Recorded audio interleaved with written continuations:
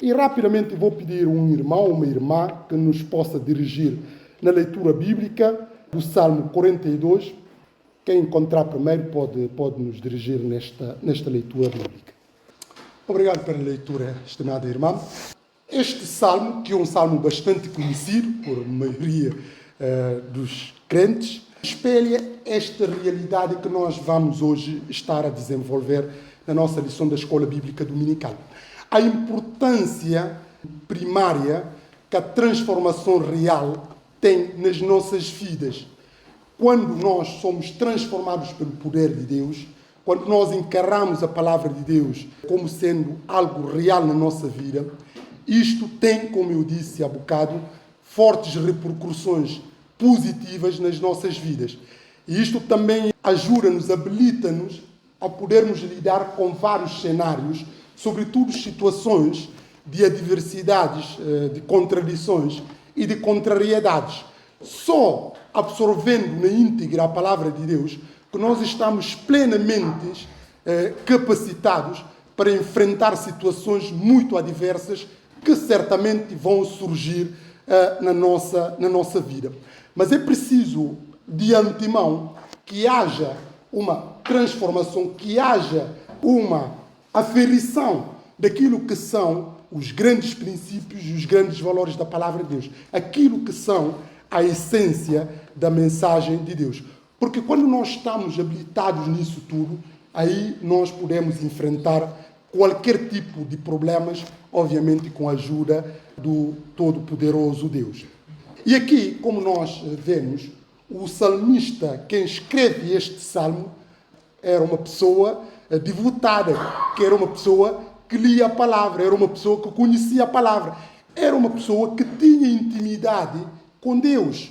E estas realidades não eram meras rotinas, porque nós sabemos quando a pessoa que se diz crente, o Filho de Deus, encara realidades espirituais como rotina, essas pessoas têm grandes dificuldades de enfrentar situações adversas que vão surgir.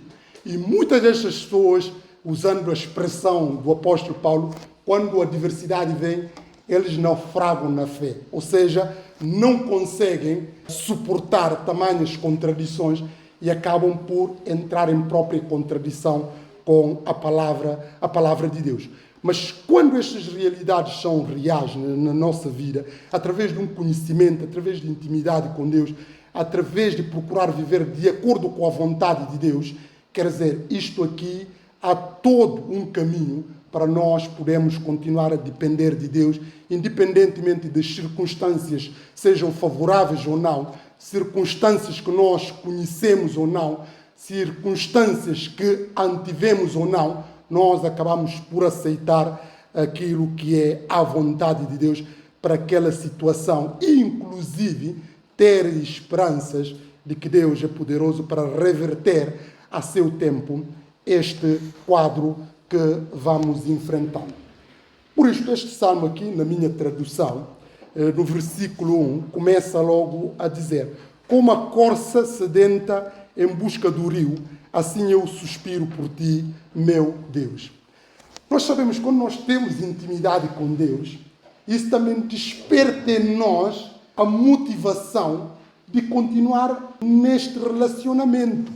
Quer dizer, à medida que nós vamos tendo intimidade com Deus, através da leitura da palavra, através de oração, através de envolvência nas coisas de Deus, isto acaba também por ser, enfim, estímulo ainda mais para nós queremos continuar nesta dependência constante, nesta dependência de estarmos envolvidos nas coisas de Deus, naquilo que tem a ver com a igreja, naquilo que tem a ver com todo o círculo que envolve também filhos de Deus.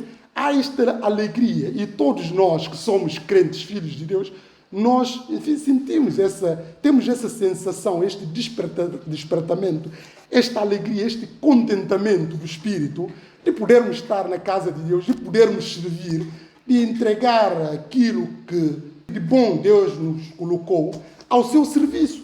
Qualquer crente tem essa alegria de fazer a obra de Deus, de usar os seus dons e talentos em prol daquilo que é a causa de Deus. E isto tudo faz com que nós estamos envolvidos.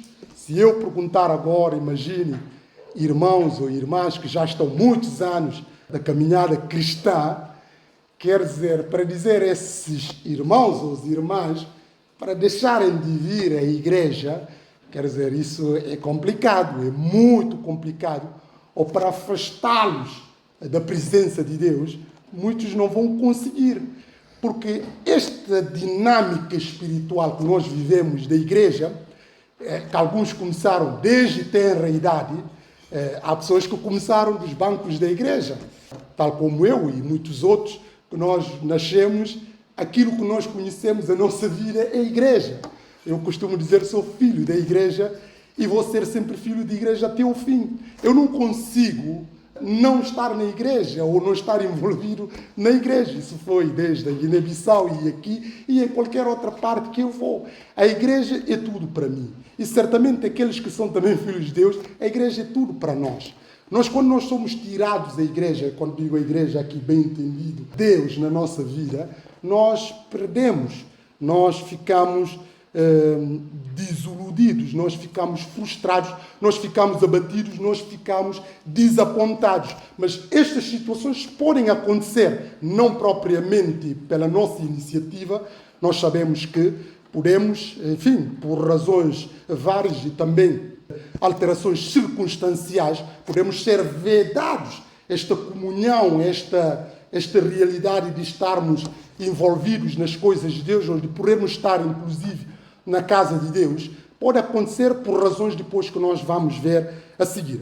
Mas como nós vemos aqui, o salmista começa a destacar esta realidade. Como a corça sedenta em busca do rio, assim eu suspiro por ti, meu Deus. Ou seja, esta ligação, esta conectividade, cordão umbilical de as pessoas que conhecem a Deus, de ficar permanentemente dependentes do próprio Deus. É isto que a palavra de Deus espera de nós, é isso que é a transformação real que deve acontecer a todos aqueles que genuinamente nasceram de novo. E esta realidade também o salmista vai vincar, a sede de Deus. Ter sede de Deus é procurar ter comunhão com Deus, é procurar conhecer, mergulhar na palavra de Deus, é procurar estudar a palavra de Deus, é procurar mesmo aqueles mistérios que nós não entendemos, de nós procurarmos mergulhar, pesquisar, fazer levantamentos para chegar à verdade, para procurar descobrir Deus. Obviamente que nunca conseguimos compreender Deus na sua plenitude, mas esse desejo santo de procurar, de tentar compreender as coisas, é uma envolvência que nos leva também a um crescimento espiritual, a uma vida mais de entrega e devotada e santificada também. Mas isso é preciso, em primeiro lugar, conhecer a Deus. E para conhecer a Deus nós precisamos mergulhar na sua palavra e através da oração e também envolvência na sua obra. Por isso aqui o salmista usa aqui este animal como analogia dependente de água. Quer dizer, todos nós, não é só este animal em concreto, todos nós dependemos de água para sobreviver. E os filhos de Deus também precisam da palavra de Deus, precisam de Deus para poderem continuar a crescer espiritualmente. Quem não bebe água durante mais de alguns dias, o que é que vai acontecer a essa pessoa? Inevitavelmente vai morrer. Inevitavelmente vai morrer, a não ser se é suportado por alguns outros soros e essas coisas por aí, adicionais que tem que ter líquidos. Mas se não tiver água, vai morrer de passar alguns dias. Ora, o cristão também que não nutre um compromisso com Deus, que não está ligado na videira, usando a expressão do Senhor Jesus Cristo, vai morrer espiritualmente, não vai poder aguentar. E aqui ele fala aqui da sede de Deus. Ter sede de Deus é procurar conhecer a Deus, como eu disse, é procurar ter intimidade com Deus, é procurar mergulhar na palavra de Deus, e isso vai despertando em nós aquela ânsia, aquela vontade, e de tudo e mais alguma coisa, de servi-lo e de procurar honrá-lo, de ter o temor dele nos nossos corações, porque isso também marca distintiva do Espírito Santo em nós. Mas nós vemos aqui, o salmista disse claramente, de forma vincada, na minha versão, no versículo 3, tenho sede de Deus, do Deus da vida. Quer dizer, este Deus é Deus eterno, mas é Deus também da vida. Ter sede deste Deus é poder estarmos nutridos da sua palavra. E a questão que eu levanto aqui para irmãos que me estão a ouvir, será que também podemos afirmar de forma peremptória que temos sede de Deus? Porque quem tem sede, o que é que faz? O que é que sede desperta em nós? O que é que sede desperta em nós? É procura. Quem tem sede, vai à procura para poder saciar esta sede. Se tem sede de água, vai procurar água para beber, inevitavelmente. E nós também, quando nós temos sede de Deus, é porque nós estamos à procura de Deus. E esta procura não tem limite. Vai, enfim, tempo até a eternidade. Mas o salmista disse aqui claramente, tenho sede de Deus, do Deus da vida. Quando poderei contemplar a presença de Deus? As minhas lágrimas são o meu alimento de dia e de noite. Porque toda a hora me perguntam, onde está o teu Deus? Eu lembro-me quando ia desabafar diante dele, quando transpunha as portas do templo e me protestavas diante de Deus, entre gritos de alegria e gratidão do povo em peregrinação. Como eu estava a dizer inicialmente, a nossa vida é uma vida pautada por dificuldades, por problemas, por contradições que vamos enfrentando no nosso percurso de vida. Todos nós passamos por vales da sombra da morte, uns de uma forma mais extremas, outros nem tanto, mas todos, sem exceção, vamos ter que enfrentar problemas dificílimos na nossa vida, no decorrer da nossa vida, de várias ordens, quer sejam injustiças que vêm, quer sejam abusos, quer sejam discriminações, quer sejam doenças, quer sejam perdas, quer sejam, enfim, situações de várias naturezas que acabam por abater a nossa vida. Vamos enfrentando. Mas o que é que vai servir de nós, para nós ultrapassarmos todas essas realidades? É a palavra de Deus, é a fé que nós temos em Deus. É sede de Deus que vai nos habilitar a poder superar com fé estas dificuldades que vão surgindo na nossa vida. E o salmista aqui relata também a situação que ele estava a viver. Uma situação repentina que veio à sua vida e levou-lhe numa depressão profunda, que ele andava triste e abatido e de choro. Mas mesmo assim não perdeu o norte. O salmista estava a viver uma realidade muito difícil, uma realidade de perseguição. E esta realidade de perseguição fez com que ele foi afastado do templo de Deus, do espaço da casa de Deus. E ele, por ser afastado desta comunhão, da casa de Deus, ele se sentiu angustiado, sentiu triste e, inclusive, depressivo. Como eu disse que nós podemos ser, afastados por realidades de estarmos na igreja por fatores vários. Por exemplo, já a nível de saúde. Temos, inclusive, aqui na nossa igreja, irmãos que gostariam de poder estar em comunhão conosco, que nós já habituamos há muito tempo, que não podem estar. Por quê? Porque não têm situação de saúde, não têm condições de saúde para poderem estar aqui conosco. E esses irmãos certamente não ficam confortáveis com essa situação de não poder estar aqui na igreja, de não poder envolver-se nas coisas de Deus. Estão impossibilitados por esta razão de saúde. Não podem estar. Mas há outras razões que podem nos levar também a não podermos estar na presença de Deus, não podermos estar na casa de Deus. Mas aqueles que são filhos de Deus, independentemente no contexto que estão, nunca vão esquecer a Deus. Como nós vemos aqui. É claro que no nosso tempo hoje, a pessoa pode não estar aqui na igreja, por avanço tecnológico, a tecnologia, a pessoa vai acompanhando. Nós temos cultos que são transmitidos, as pessoas acompanham através da internet. Naquela altura não havia internet. Pronto. E o salmista estava, vedado assim temporariamente a possibilidade de estar na casa de Deus. Por isso ele pergunta aqui, quando poderei contemplar a presença de Deus? Porque toda hora me perguntam, onde está o teu Deus? Quando poderei contemplar a presença de Deus? A presença de Deus, eu entendia os judeus que no templo, na casa de Deus, na arca do templo, é que acontecia lá a Shekinah. É lá que Deus aparecia, manifestação da teofonia, manifestação real de Deus. É ali que acontecia. E estar na casa de Deus é tudo nesta altura. Logo, quem está na casa de Deus é também entendido que está na presença de Deus. Se não está na casa de Deus, é porque não está na presença de Deus. E esse afastamento já era uma situação dolorosa para o salmista. Mas houve também aqui um agravante da sua situação. Porque depois perguntavam-lhe os seus detratores, os seus inimigos, os seus adversários, as pessoas zombavam dele e perguntavam onde está o teu Deus.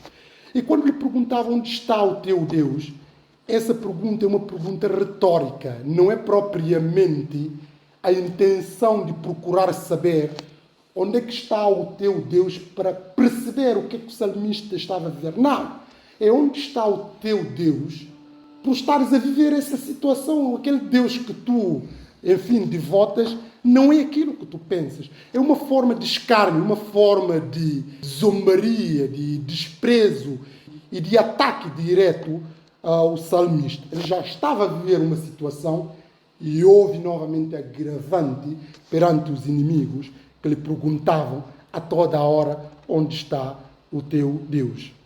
Mas ele depois vai dizer, eu lembro-me de quando ia desabafar diante dele, quando transpunha as portas do templo e me prostrava diante de Deus, entre gritos de alegria e gratidão do povo em peregrinação. Esta envolvência que eu estava a falar, que envolvia também não só a presença de Deus, como também o próprio povo de Deus, que encerrava toda esta dinâmica espiritual que visava, em última instância, o louvor e agradecimento ao nosso todo-poderoso Deus.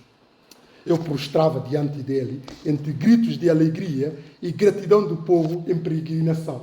É isto que acontece quando nós, enfim, estamos na casa de Deus, quando estamos a cumprir a vontade de Deus, quando estamos a viver a palavra de Deus, nós sentimos paz, sentimos alegria interior, temos um apaziguamento, temos uma reconciliação tanto com Deus, conosco e também com todos aqueles que nos cercam.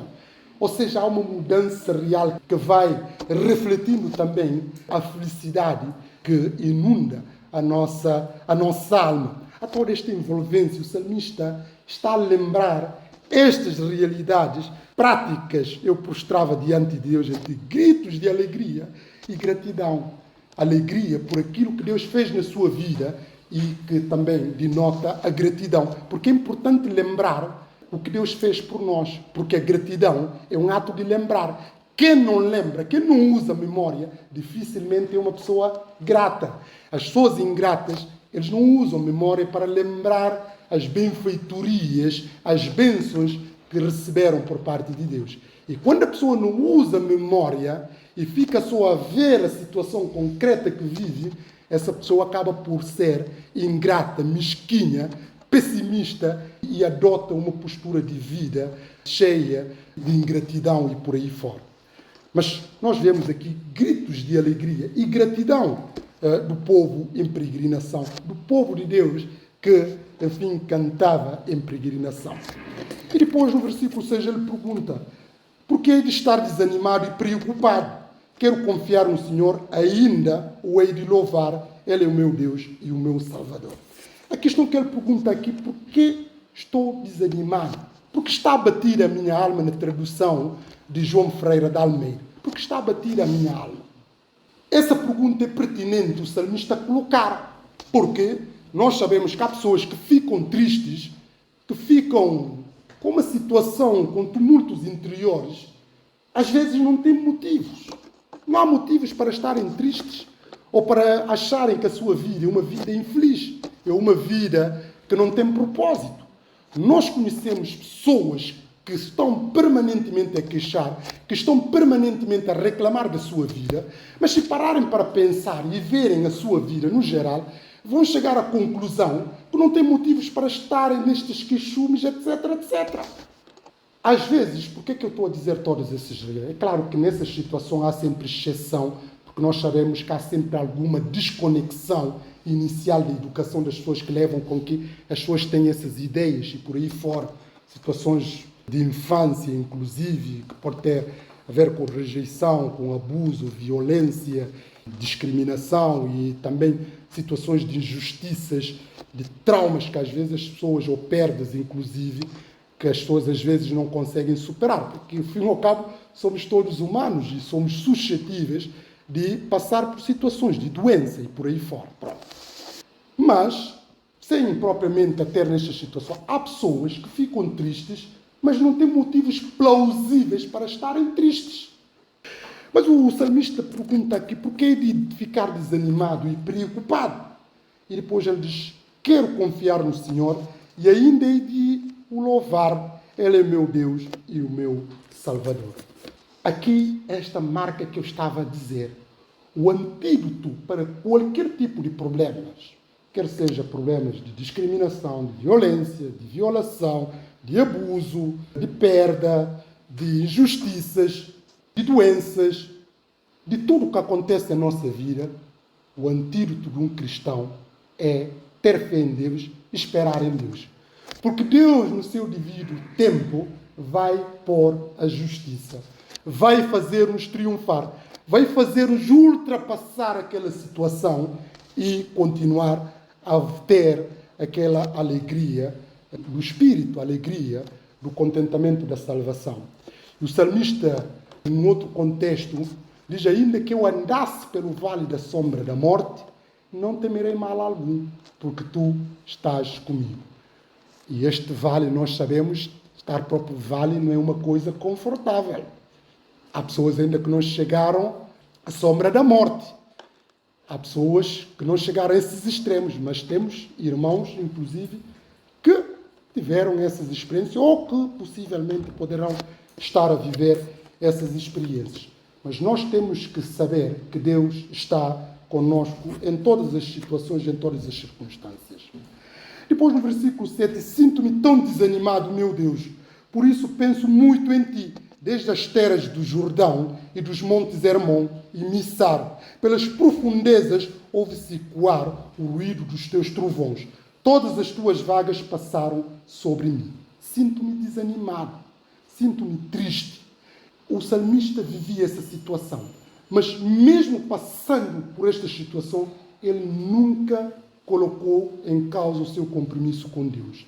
Nunca esqueceu-se de Deus. Aliás, como qualquer filho de Deus, nunca esquece de Deus em qualquer circunstância e por aí fora. O Filho de Deus, o verdadeiro Filho de Deus, aquele que é nascido de Deus, nunca deixa de pensar em Deus. Mesmo nas circunstâncias que vai vivendo, que às vezes podem não ser até mais corretas, lembra sempre de Deus, inclusive nas situações de provações e da adversidade. Sinto-me tão desanimado, meu Deus, por isso penso muito em ti. À medida que vamos tendo problema, aí também nós pensamos em Deus. Desde as terras do Jordão e dos montes Hermon e Missar, quer dizer, a trajetória que vai fazendo porque estava a ser perseguido. E autores sagrados atribuem este salmo a Davi.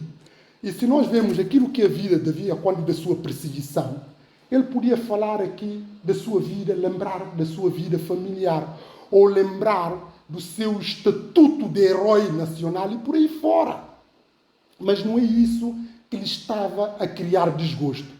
O que estava a tirar o desgosto é de não poder estar na casa de Deus. É de não poder estar envolvido nas coisas de Deus.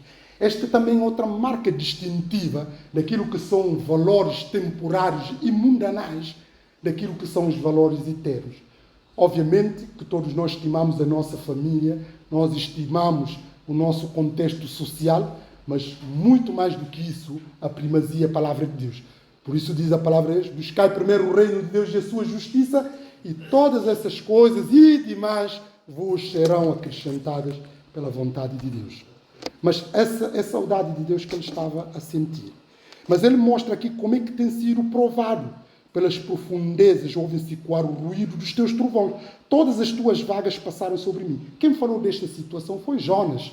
Jonas também reportou, mas Jonas estava mesmo na barriga do peixe. Ele viveu literalmente estas realidades. Mas depois no versículo 1, mas o Senhor enviar-me-á durante o dia o seu amor, para que eu à noite o louve com um cântico, uma oração ao Deus que me dá vida.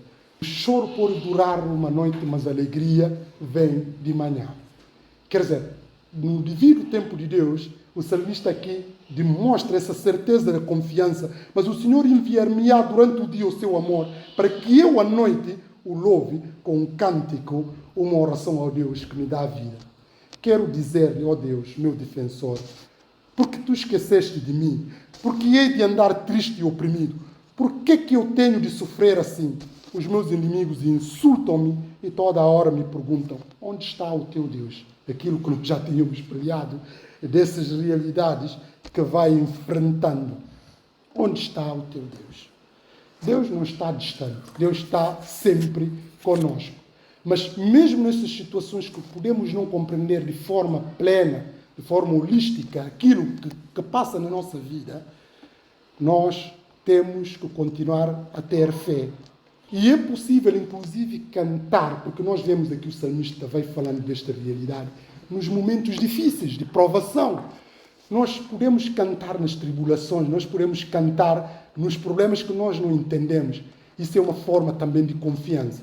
O Senhor Jesus Cristo, antes de enfrentar a cruz, na ceia que teve, que ele falou claramente da sua morte, depois de comer, o que é que ele fez antes de ir para o jardim de Getsemane? Cantou um hino. E este ato de cântico é um ato de confiança, mas também um ato de vitória por aquilo que nós confiamos que nós temos em Deus. E é possível cantar nas tribulações. E a questão que eu pergunto, e cantar aqui pode ser tanto literalmente como continuar a agradecer a Deus pela vida que nós temos, por estarmos a passar aquelas situações que nós não compreendemos, mas nunca revoltar contra Deus. Isso é a postura de um cristão, nunca revoltar contra Deus. Como eu disse, todos nós passamos por situações muito dolorosas e marcas que às vezes ficam para toda a vida conosco. Mas mesmo assim, nós continuamos sempre dependentes de Deus. E entregamos tudo nas mãos de Deus, porque Deus é que sabe. Há coisas que ultrapassam-nos, que nós não podemos compreender. Porque hei de estar desanimado e preocupado? Quero confiar no Senhor e ainda hei de o louvar. Ele é meu Deus e o meu Salvador. Isto é que deve ser a nossa oração. Quer sejamos em situações abonatórias, quer sejamos em situações de aparente desvantagem. Porque nós sabemos que todas as coisas, segundo a palavra de Deus, contribuem para o bem daqueles que amam a Deus, daqueles que são chamados pelo seu decreto. Por isso nós temos que agradecer a Deus, tanto nas coisas boas como nas coisas aparentemente más que nós vivemos. E esta lição também encoraja-nos neste sentido. Mas antes de chegarmos a essa fase, precisamos que a transformação seja real, que não seja uma mera rotina. Porque quando é uma rotina, o que é que vai acontecer? Nós vamos naufragar na fé. Nós não vamos conseguir continuar. Nós não vamos manter-nos firmes. Vamos acabar por voltar para trás, como muitos abandonaram o Senhor Jesus Cristo quando surgiu motivos de adversidades, motivos de problemas. Porque quando está tudo bem no nosso trabalho, na nossa família, na nossa vida, a nível de saúde, está tudo bem.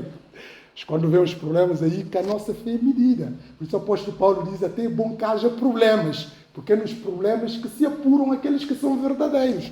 Porque mesmo nos problemas, os que são realmente filhos de Deus não perdem norte, não voltam para trás. Podem choramingar, podem lamentar, para tentar compreender, mas nunca esqueçam de Deus, porque esse antídoto é o bálsamo, é o combustível para continuarmos a combater o bom combate da fé até aquele dia final. Que Deus nos abençoe, que Deus nos ajude. Convido os irmãos a ficarem de pé para terminarmos com uma palavra de oração. Eu vou pedir à irmã que nos possa terminar com a palavra de oração, se faz favor. Amém.